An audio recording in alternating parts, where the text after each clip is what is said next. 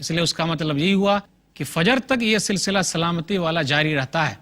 اس کی بڑی فضیلت ہے، جو کوئی بھی آدمی قیام کرے لیلۃ القدر میں، قدر میں جاگے، عزت والی رات میں جاگے اور اللہ کی عبادت میں مشغول رہے، تو 83 سال 4 مہینے کی عبادت سے بہتر ہے۔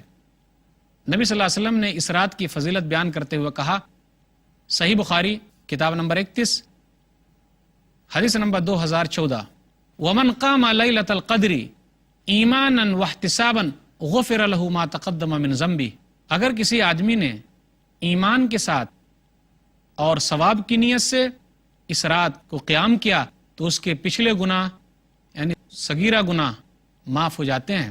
صحیح بخاری کتاب و فضل لیلۃ القدر کتاب نمبر 32۔ اس رات کی اہمیت کا کیا کہنا؟ جس آدمی نے اس رات میں قیام کیا اس کے لیے فائدہ ہے، اور جس نے قیام نہیں کیا وہ سب سے بڑا محروم آدمی ہے۔ اس رات میں عبادت نہیں کیا وہ سب سے بڑا محروم آدمی ہے۔ نبی صلی اللہ علیہ وسلم نے کہا، سنن ابن ماجہ کتاب الصیام کتاب نمبر 7، انس بن مالک رضی اللہ تعالیٰ عنہ کہتے ہیں، دخل رمضان، رمضان کا مہینہ داخل ہوا تو نبی صلی اللہ علیہ وسلم نے کہا، ان هذا الشهر قد حضرکم، بے شک یہ مہینہ تم پر آ گیا ہے، وفیہ لیلۃ خیر من الف شہر، اور اس میں ایک رات ایسی ہے جو 1000 مہینے کی عبادت سے بہتر ہے، ومن حرمها فقد حرم الخیر کلہ، جو اس رات کی سعادت سے محروم رہا وہ ہر بھلائی سے محروم رہا، ولا یحرم خیرها الا محروم، اور اس رات کی بھلائی سے محروم رہنے والا بدنصیبی ہو سکتا ہے۔ تو اس رات کی بڑی اہمیت ہے، اس رات کی بڑی فضیلت ہے، اس لیے اس رات میں ہمیں عبادت کرنی چاہیے، اس رات میں ہمیں تلاوت قرآن کرنا چاہیے، اس رات میں ہمیں نفل نمازیں پڑھنی چاہیے، اس رات میں ہمیں دعا کرنی چاہیے، اس رات میں ہمیں توبہ استغفار کرنی چاہیے۔ اس رات کی بڑی اہمیت ہے۔ کیا کہنا اس رات کا؟ بہت سارے لوگ تو ایسے ہیں جو اس رات میں جاگتے تو ہیں، لیکن کیا صحیح کام کے لیے جاگ رہے ہیں، یا پھر گپ شپ کے لیے جاگتے ہیں، یا پھر کسی اور کام کے لیے جاگتے ہیں؟ یقیناً جواب ہوگا کہ بہت سارے بدنصیب لوگ ہیں جو اس رات جاگتے تو ہیں، لیکن جاگنے کے سوا کچھ بھی انہیں حاصل نہیں ہوتا، کیونکہ صرف جاگنے کا نام عبادت نہیں ہے، بلکہ تلاوت کے لیے جاگیں، ذکر و اذکار کے لیے جاگیں، دعا کے لیے جاگیں، توبہ استغفار کے لیے جاگیں، اپنا وقت اس میں لگائیں، تب جاگنے کا فائدہ ہے۔ رب صائم لیس له من صیامہ الا الجوع، بہت سارے روزہ دار تو ایسے ہیں جس کو بھوک کے سوا کچھ بھی حاصل نہیں ہوتا۔ ورب قائم لیس له من قیامہ الا السحر، اور بہت سارے رات میں قیام کرنے والے ہیں، رات میں جاگنے والے ہیں، شب بیداری کے سوا اسے کچھ نہیں حاصل ہوتا، رات جاگنے کے سوا اسے کچھ بھی حاصل نہیں ہوتا۔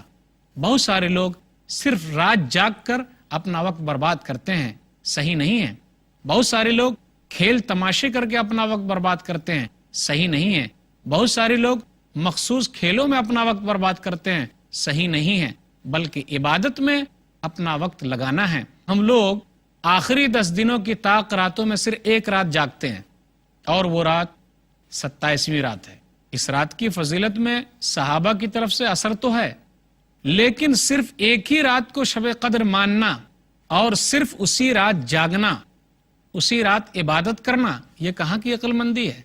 نبی صلی اللہ علیہ وسلم کی تو بہت ساری حدیثیں ہیں جو نبی نے کہا، تحروا لیلۃ القدر فی الوتر من العشر الاواخر من رمضان، صحیح بخاری حدیث نمبر 2017، کہ تم لوگ قدر والی رات کو رمضان کے آخری 10 دنوں کی طاق راتوں میں تلاش کرو۔ تو صرف ایک ہی رات تلاش کریں گے؟ 21، 23، 25، 27 اور 29ویں رات میں ہمیں تلاش کرنا ہے۔ ہاں یہ الگ بات ہے کہ 27ویں رات کے تعلق سے چند صحابہ کا اثر مروی ہے۔ صحیح مسلم حدیث نمبر 762، ابی بن کعب رضی اللہ تعالیٰ عنہ کہتے ہیں کہ وہ رات جس رات نبی صلی اللہ علیہ وسلم نے ہمیں قیام کا حکم دیا ہے اس رات کو میں جانتا ہوں، اور انہوں نے کہا کہ وہ رات 27ویں رات ہے۔ لیکن نبی صلی اللہ علیہ وسلم کی ایک حدیث آپ کے سامنے رکھوں کہ شب قدر جو ہے، قدر والی رات بدلتی رہتی ہے، ایک ہی رات خاص نہیں ہے۔ صحیح بخاری کتاب فضل لیلۃ القدر کتاب نمبر 32 حدیث نمبر 2023۔ عبادہ بن صامت رضی اللہ تعالیٰ عنہ کہتے ہیں کہ نبی صلی اللہ علیہ وسلم ہم لوگوں کو شب قدر لیلۃ القدر بتانے کے لیے نکلے تو دو مسلمان آپس میں لڑ رہے تھے، تو نبی صلی اللہ علیہ وسلم نے کہا خرجت لأخبرکم بلیلۃ القدر فتلاحى فلان وفلان فرفعت وعسى ان يكون خیرا لکم، کہ میں تم لوگوں کو شب قدر بتانے کے لیے نکلا تھا تو دو مسلمان آپس میں لڑتے ہوئے ملے، تو وہ چیز مجھ سے بھلا دی گئی ہے، ہو سکتا ہے تمہارے لیے بہتر ہو۔ فَالْتَمِسُوهَا فِي التَّاسِعَةِ وَالسَّابِعَةِ وَالْخَامِسَةِ، تو تم لوگ اس کو 29ویں رات، 27ویں رات اور 25ویں رات میں تلاش کرو۔ تو کیا پتہ چلتا ہے کہ شب قدر جو ہے، قدر والی رات بدلتی رہتی ہے، ایک ہی رات خاص نہیں ہے۔ تو کیا ہم اور آپ ایک رات جاگ کر اپنے آپ کو محروم نہیں کر رہے ہیں؟ یقیناً اپنے آپ کو محروم کر رہے ہیں۔ ہمیں اگر شب قدر کی تمام عبادتوں سے فائدہ اٹھانا ہے، اس رات سے ہمیں حاصل کرنا ہے، تو 5ویں دن ہمیں جاگنا پڑے گا۔ نہ جانے کس رات آ جائے، وہ رات 29 بھی ہو سکتی ہے، 27ویں بھی ہو سکتی ہے، 25ویں رات بھی ہو سکتی ہے، 23ویں رات بھی ہو سکتی ہے، 21ویں رات بھی ہو سکتی ہے۔ شب قدر کی اب میں کچھ نشانیاں آپ کے سامنے رکھنا چاہتا ہوں کہ اس کی نشانیاں کیا ہوگی، جیسا کہ حدیثوں میں مروی ہے اور صحابہ کے اقوال سے پتہ چلتا ہے۔ صحیح مسلم کتاب صلاۃ المسافرین کتاب نمبر 6 حدیث نمبر 762۔ اس رات کی ایک نشانی یہ ہے، ابی بن کعب رضی اللہ تعالیٰ عنہ نے کہا کہ وہ امارتھا، اس کی نشانی میں سے یہ ہے کہ اگر اس دن کا سورج جب طلوع ہوگا تو اس کی روشنی کے اندر لا شعاع لہا، شعاع نہیں ہوگا، تیزی نہیں ہوگی، اس کی ایک نشانی یہ ہے۔ اسی طرح اس کی یہ نشانی یہ ہے کہ رات میں شب قدر کی ایک نشانی یہ ہے، لیلۃ القدر کی ایک نشانی یہ ہے کہ رات میں ہو سکتا ہے کہ بارش ہو۔ ایک حدیث ہے صحیح بخاری کتاب فضل لیلۃ القدر کتاب نمبر 32 حدیث نمبر 2016، انی رأیت انی اسجد فی ماء وطین، کہ میں نے دیکھا کہ میں اس رات پانی اور مٹی پر سجدے کر رہا ہوں۔ یعنی نبی صلی اللہ علیہ وسلم نے اس حدیث کے اندر کہا کہ میں لیلۃ القدر بتانے کے لیے نکلا لیکن میں بھلا دیا گیا، لیکن مجھے محسوس ہوا کہ اس رات میں مٹی اور پانی پر سجدے کر رہا ہوں۔ اس رات جو چاند نکلے گا، چاند بڑے تھال کے کنارے کی طرح ہوگا۔ نبی صلی اللہ علیہ وسلم نے کہا صحیح مسلم کتاب الصیام کتاب نمبر 13 حدیث نمبر 1170، ایکم یذکر حین طلع القمر وہو مثل شق جفنۃ، بڑے تھال کے کنارے کی طرح اس رات کا چاند نظر آئے گا۔ اس رات میں ستارے نہیں مارے جائیں گے، ایسا نہیں ہے کہ ستارے جھڑتے ہو، اس رات میں نہیں جھڑیں گے۔ نبی صلی اللہ علیہ وسلم نے کہا، طبرانی کی حدیث ہے جلد نمبر 22 صفحہ نمبر 139، صحیح الجامع میں یہ حدیث موجود ہے۔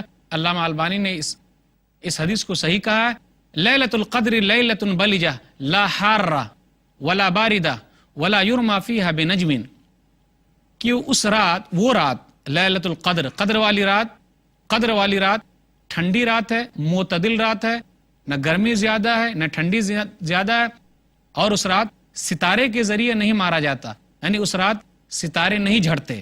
ایک نشانی یہ بھی ہے۔ اس رات کی ایک نشانی یہ بھی ہے کہ اس رات میں روشنی زیادہ نظر آئے گی۔ یہ کہاں پتہ چلے گا؟ جو لوگ صحرا کے اندر رہتے ہیں، جو لوگ صحرا کے اندر ہیں، جو لوگ یہ مصنوعی روشنی نہیں جانتے، ان لوگوں کو پتہ چلے گا کہ وہ رات اس طریقے سے روشن ہے۔ چند نشانیاں اس طریقے سے بیان کی گئی۔ جو لوگ کہتے ہیں کہ اس رات کتے کم بھوکتے ہیں، ان کا یہ کہنا صحیح نہیں ہے۔ جو لوگ کہتے ہیں کہ اس رات تمام درخت زمین میں گر کر اللہ کو سجدہ کرتے ہیں، ان کا یہ کہنا صحیح نہیں ہے۔ جو لوگ کہتے ہیں کہ لیلۃ القدر میں، شب قدر میں کھارا پانی میٹھا ہو جاتا ہے، ان کا یہ کہنا صحیح نہیں ہے۔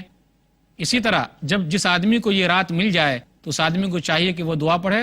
سنن ترمذی کتاب الدعوات کتاب نمبر 45 حدیث نمبر 3513، اللہم انکا عفو کریم تحب العفو فاعف عنی، اے اللہ تو بخشنے والا ہے، تو کریم ہے، تو بخش دے، تو معافی کو پسند کرتا ہے، تو مجھے بخش دے۔ نبی صلی اللہ علیہ وسلم نے یہ دعا مائی عائشہ کو سکھائی تھی۔ تو جب لیلۃ القدر آئے تو ہمیں یہ دعا بار بار پڑھنی چاہیے، اللہم انکا عفو کریم تحب العفو فاعف عنی۔ لیلۃ القدر سے متعلق یہ چند باتیں تھیں۔ اللہ تعالیٰ سے دعا ہے کہ اللہ تعالیٰ ہم لوگوں کو شب قدر میں زیادہ سے زیادہ عبادت کرنے کی توفیق دے۔ آمین وآخر دعوانا الحمدللہ رب العالمین وصلی اللہ علی نبینا محمد وآلہ وصحبہ اجمعین والسلام علیکم ورحمۃ اللہ وبرکاتہ.